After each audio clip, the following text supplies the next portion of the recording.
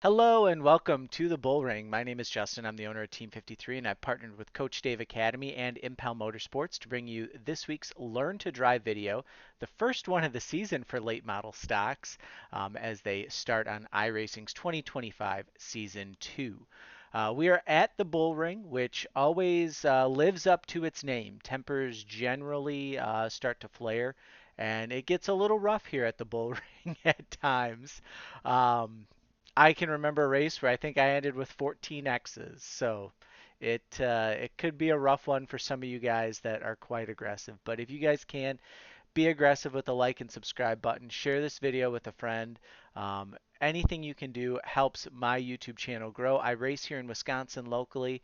My daughter is 12 years old. She's going to be starting to race karts this summer as well. So anything we can do to get our YouTube numbers up definitely help when we're looking at attracting sponsors. So speaking of sponsors, if you guys are looking to upgrade your sim racing equipment, maybe you stumbled on this video because you're interested in sim racing or iRacing in particular, you can head over to impelmotorsports.com. They've got a ton of Moza products. There's going to be hopefully some sim rigs coming here soon and some other stuff as well. If you are a real racer, they also have real race car parts, anything from Bandoleros and Legends all the way up to super late models. So whatever you can do there. Typically I have this already spooled up, so I'm kind of falling down on the job here. But let's go look here at my first qualifying run here. 14,593 is where we're going to start off the week at. So you're going to come out here at the bull ring right here around your pits. And what you'll do is you'll go out on track and you're going to tire heat. Kind of our normal thing that we've been doing now for a long time. If you're not tire heating, you are giving up probably a half a tenth on your qualifying lap. We're going to go high here in 3, and we're going to get a huge run down the front stretch.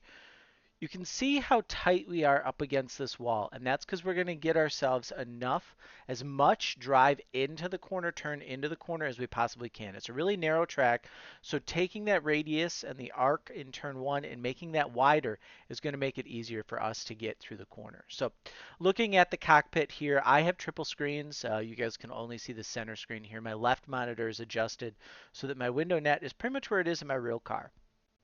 So you can see here, if you're looking at it, we've got the dash lines are above kind of the body line here on the right side, and that's really how you know if you're up high enough. You could kind of judge it by this crack here, right across the start finish line, but you don't always have that. So just make sure you're up tight up against the wall, and you'll get a nice wider radius going into the corner.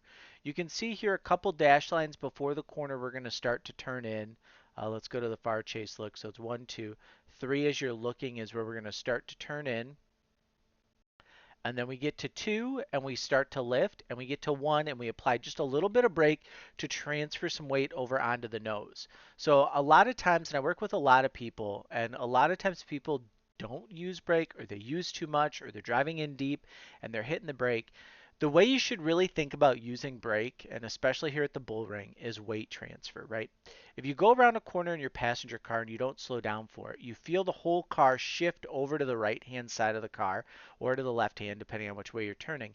But the weight transfers over and you get like that G-force pull in the seat, right? So when we're looking at this here in short track racing, when we apply that brake, that's us slowing down to make that corner. So you're slowing down, and then you're able to get around that corner a lot easier, especially in your passenger car. That's the concept that we're thinking of here. When you're just lifting, you're putting all that pressure. You're still slowing down, but you're putting all that pressure on the right front.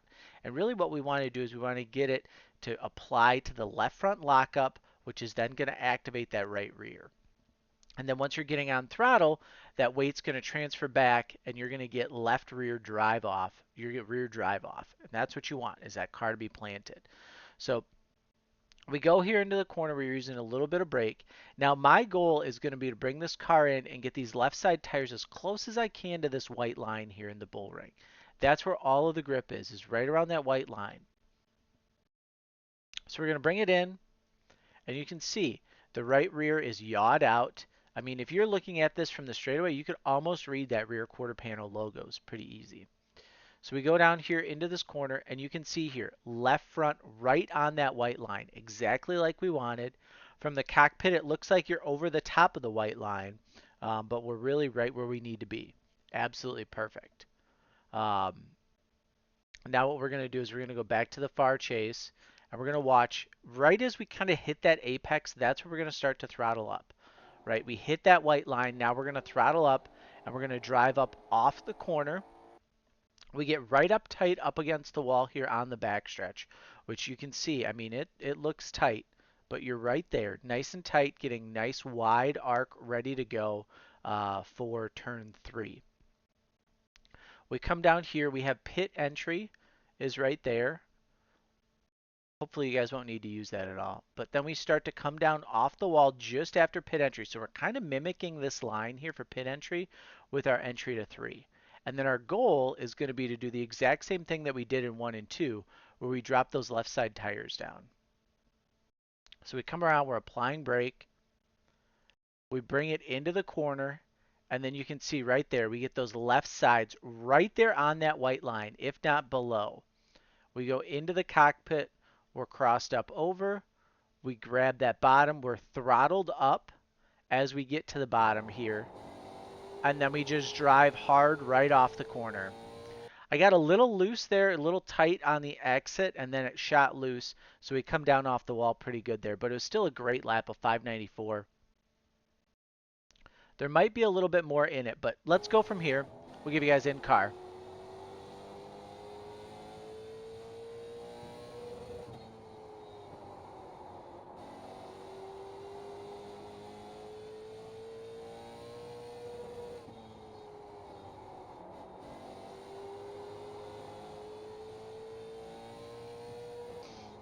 So 593. I think you'll see probably low fives by the end of the week, if not some fours. Um, this should be a pretty good lap time to start out the week, and I would just expect as people kind of get used to driving a little bit more at the track this week, and they've kind of refined their setups for this weather and these track conditions, that lap times are going to improve. It just is always what happens. So let's talk about the race a little bit. We are using the custom Team 53 setup, which you can get at team53racing.com.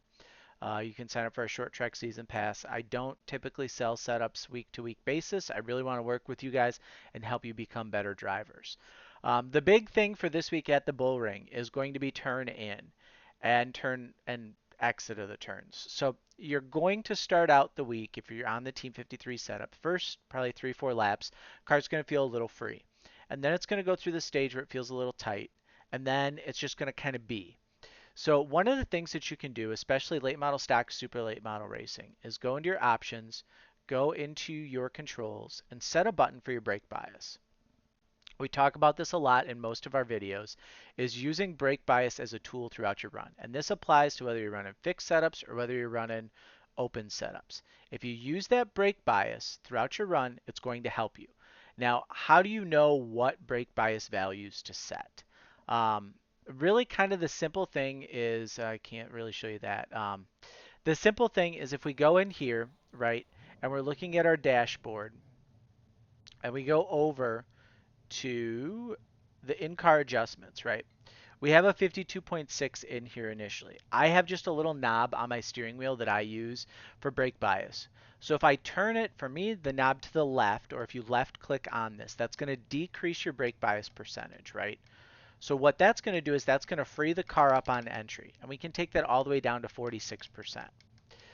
So that's going to free the car up on entry. Well, a good tip that you can use, or a good trick, right, is if you start to feel like your car is getting tight on exit, but you can free it up on entry, and then it takes your, maybe a 2 tight to being a neutral, but it's going to free up your entry, so it'll take you from maybe being like a 2 loose to a 4 loose.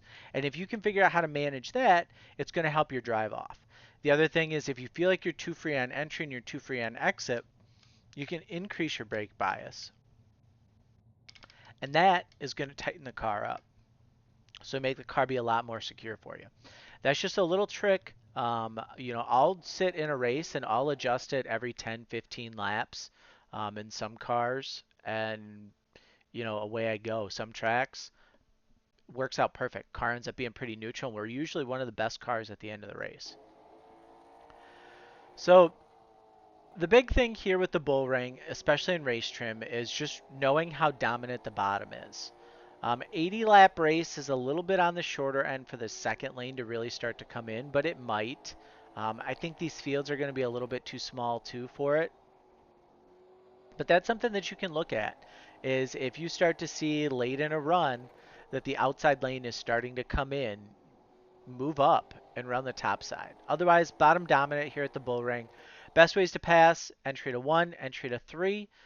You'll set them up on exit by getting a good run off, showing bottom, and hoping that they give you a lane. If they don't give you a lane, you got two choices to make. You can either drive it in deep and send them, or you can lift and continue to get abused. It seems like in iRacing officials anymore, the MO is to not give the lane when somebody's showing bottom and then to complain when somebody sends you. So my big thing is if somebody gets to my inside, I'm just going to, I usually will give them the lane. I look at it as though if I give up one spot, maybe two spots, I'm surviving the race. If I don't give that lane and I get wrecked out, then I'm at the back or I'm out of the race, especially with iRacing adjusting some of the damage perimeters with the cars. It's going to make some changes in the way people drive. And I think that's the intent of it. So just be ready for the bull ring. It's generally speaking a little bit of chaos and a little bit of difficulty, but the laps for qualifying and for race are generally the same. Because it's a night race, you don't have to worry about tire save quite as much. It's only an 80 lapper. These races are going to have cautions. If you get a split that's only got about 6 guys, maybe then you'll worry about tire saving, but if it's the full field, I wouldn't worry about it too much. Um, but like I said, you guys can head over to team53racing.com, sign up for our season pass, head over to our Facebook page, give us a like there, and then if you want, you can join our Discord. There's a link up here on screen. I'll also have one down in the description. We're happy to have you guys. We hope you join us. Best of luck, and we will see you guys in the next video.